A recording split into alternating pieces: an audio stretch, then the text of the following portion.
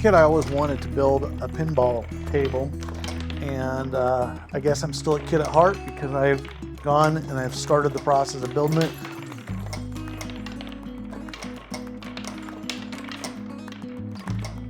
There's got to be a way to build a pinball game with stepper motors. I've seen everybody avoiding it. I understand why they avoided it, but their assumption, I'm going to say, was wrong.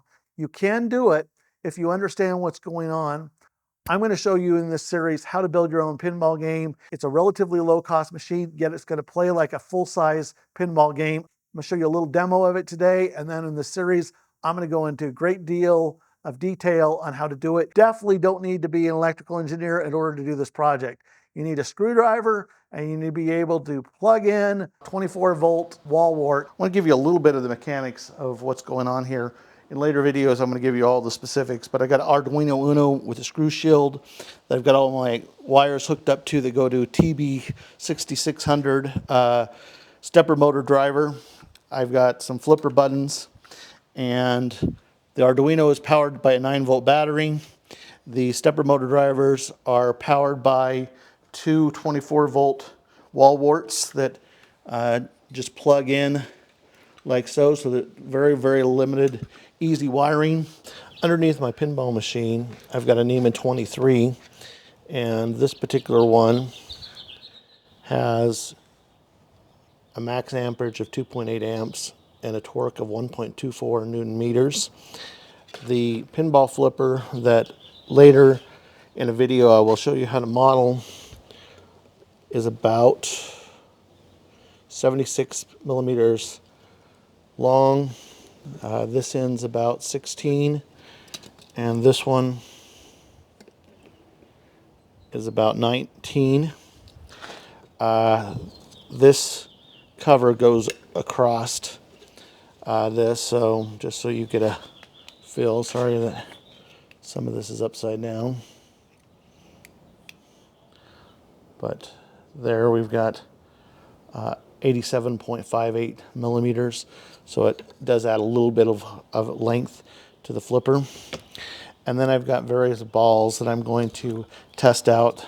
The most ridiculous one is this one, which is about 95 millimeters across. We'll go ahead and put this one on our table as well. It's about 61 millimeters. I've got three different wooden balls. I think these are made out of, I would probably say, they might be pine, I'm not really certain. 18 millimeters. This one is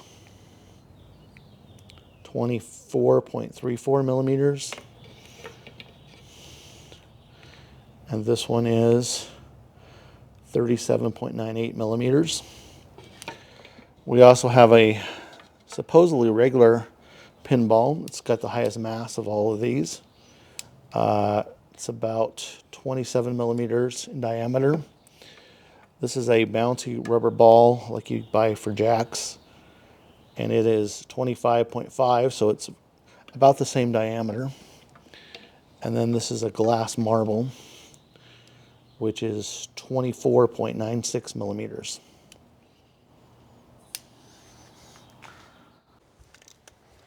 Let's talk a little bit about this table, because a lot of what you see on YouTube that people make pinball tables, they cheat and they shrink the dimensions so much that it's not really equivalent to a pinball fill. It's a mini pinball table.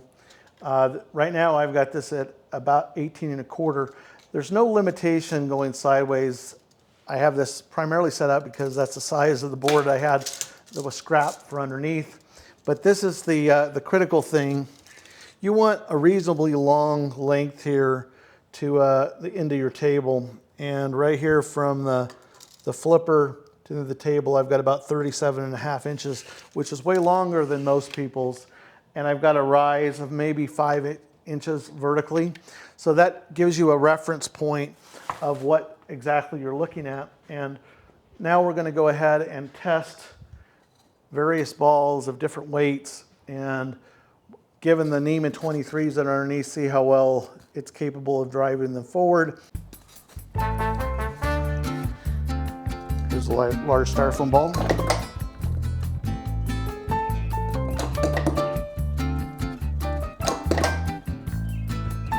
hitting below the ball, it would get a lot more velocity, but it's actually spinning it, so it's not hitting it square. That was just kind of for fun. Here's the medium styrofoam ball.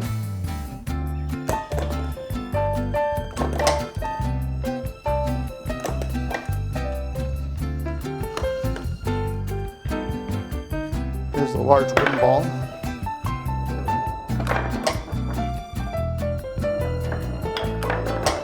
I really like the clanking sound.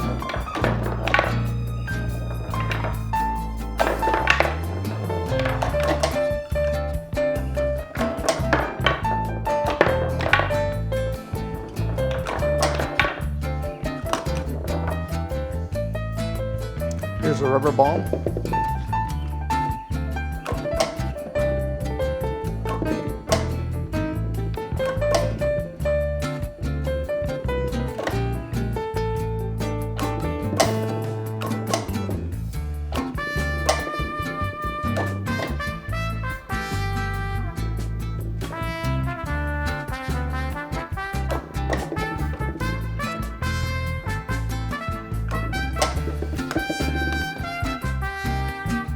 Here's the regular pinball.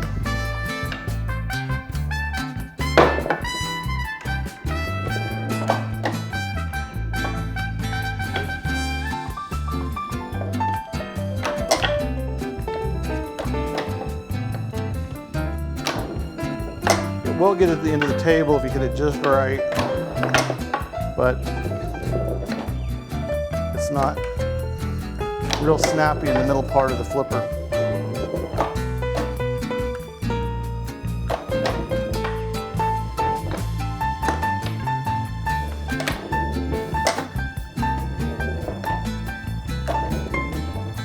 I would say not a viable option, just a little bit too heavy for the torque of the motor.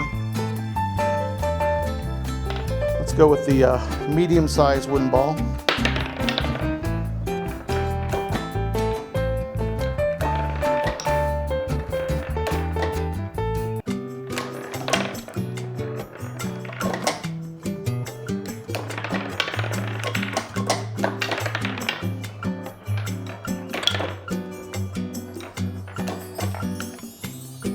Thus far, the large wooden ball and the medium one are by far my favorites.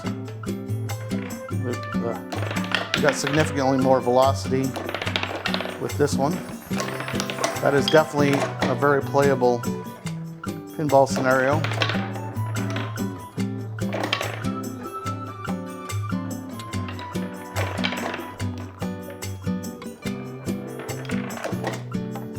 Let's try the small one.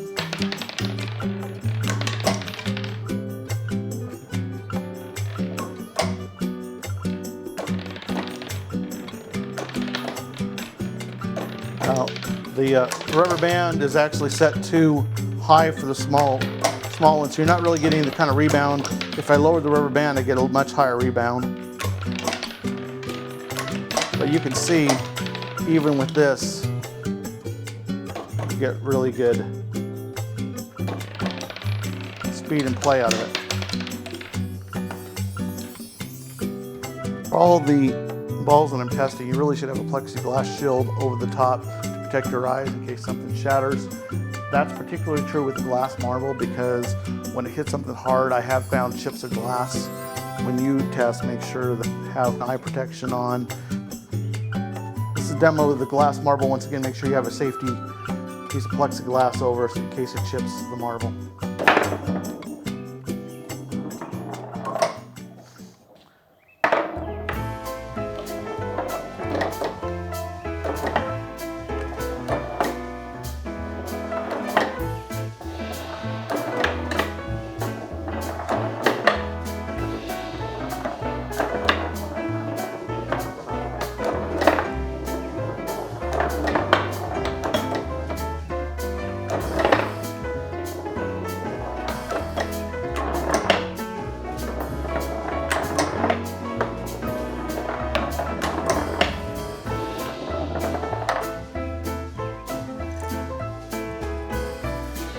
Set up a multi-ball. To hold the multi-ball, I'm just going to once again set it up like this for the moment.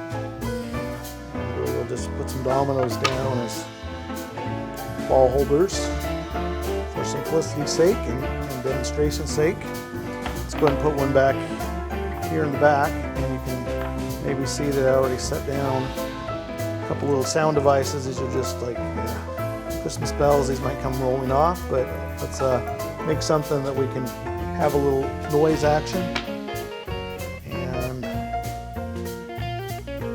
something like that.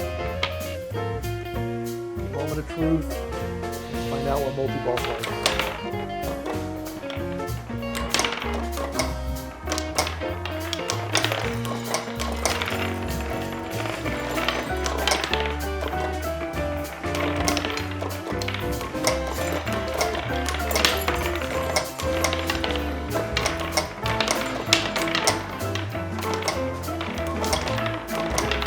I think I put a little bit much on there.